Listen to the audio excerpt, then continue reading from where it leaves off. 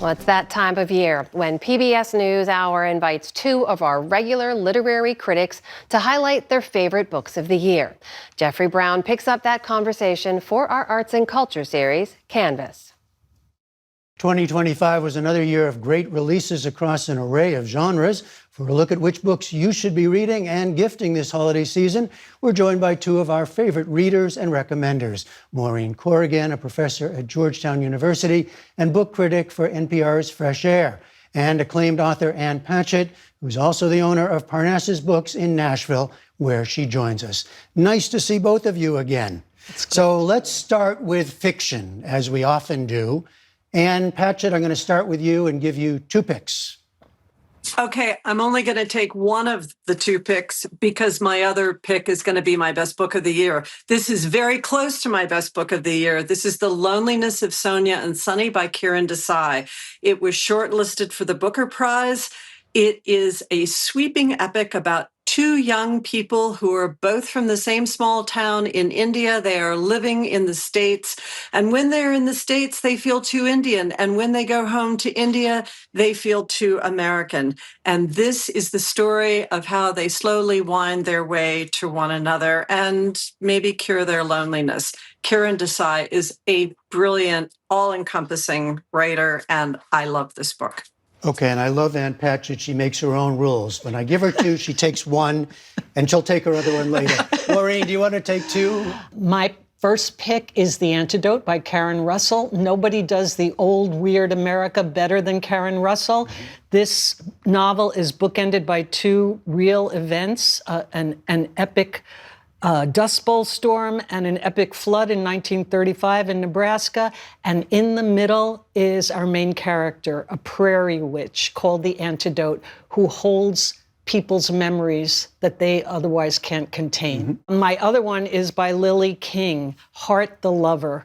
And Lily King... Which is sort of a follow-up to an earlier one, It's a right? follow-up to Writers and Lovers, but Lily King is such a brilliant designer of narrative that you don't have to have read the first novel to really fall in love with this one. It's about a love triangle at a college campus in the 1980s, and it follows our main character, a woman nicknamed Jordan, as she tries to pull her life together in the decades afterwards. All right, let's move to nonfiction. Ann Patchett, you can start this one again. Arundhati Roy, Mother Mary Comes to Me. Arundhati Roy burst into the literary scene in 1996 with her international best-selling Booker Prize-winning The God of Small Things, which sold over 6 million copies. This is the story about her relationship with her brilliant and difficult mother, Mary Roy, but that's really only about 15% of the book. The rest of it is about Arundhati Roy's life. She was an architect, she was an actress, she was a screenwriter, but more than anything, she was a political activist. But let me throw in one small book that I also love that just came out, and this is called A Long Game, Notes on Fiction Writing by Elizabeth McCracken. There are so many people on your holiday list who want to be writers, and she has wonderful, wonderful, tough love, direct, and very funny advice on how to be the writer you want to be. All right, Maureen Corrigan, two in the nonfiction category. Yeah, Last Seen by Judith Giesberg. Judith Giesberg is a historian. In 2017, with a lot of her research grad students, she constructed a website, the Last Seen website, that gathered together every ad they could find placed by formerly enslaved people looking for their family members who were sold away. This book focuses on 10 of those ads. It really deepens our understanding of the lived experience of slavery.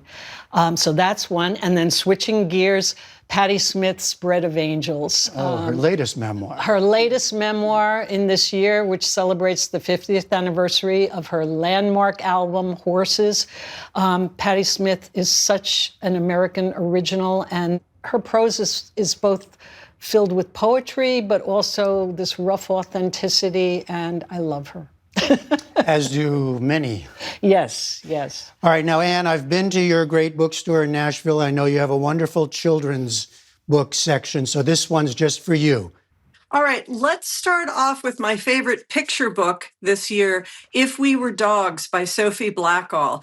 This is about two people who are having a conversation. Hey, what would we be like if we were dogs? What would our relationship be like? This is the answer. Turns out one of the people, they doesn't want to be a dog. We cannot keep this book in the store. And not only do parents love reading it to children, the children are going crazy for this book. So Sophie Blackall, writer and illustrator. And then coincidentally, Sophie Blackall is also the illustrator for the Norindi series. These are three very tiny little books by Kate DiCamillo, three very short novels put together in a boxed set. They are a little bit fairy tale, very imaginative, very beautiful. They all have a full arc. All right, Maureen Corrigan, I've got a special category for you. We're going to call this surprise or a hidden gem. Yeah. Something that took you unawares.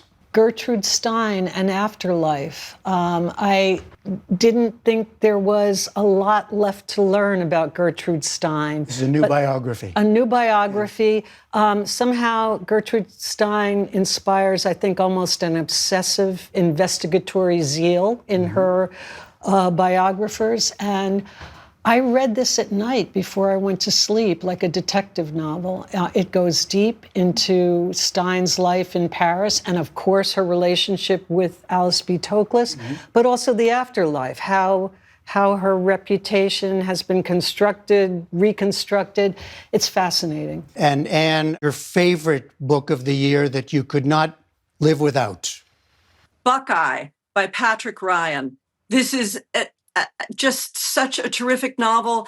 It goes from the First World War through Vietnam, showing the effects of war and love, war and peace, shall we say, on a small Ohio town.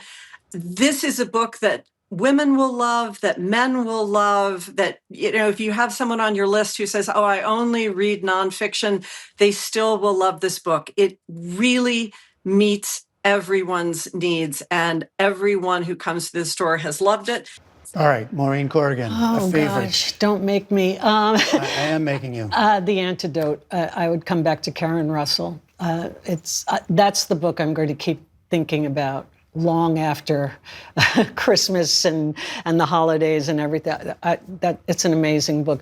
All right, as always, you both have given us a great list. Maureen Corrigan, Anne Patchett. Thank you so much. Thank you. Thank you.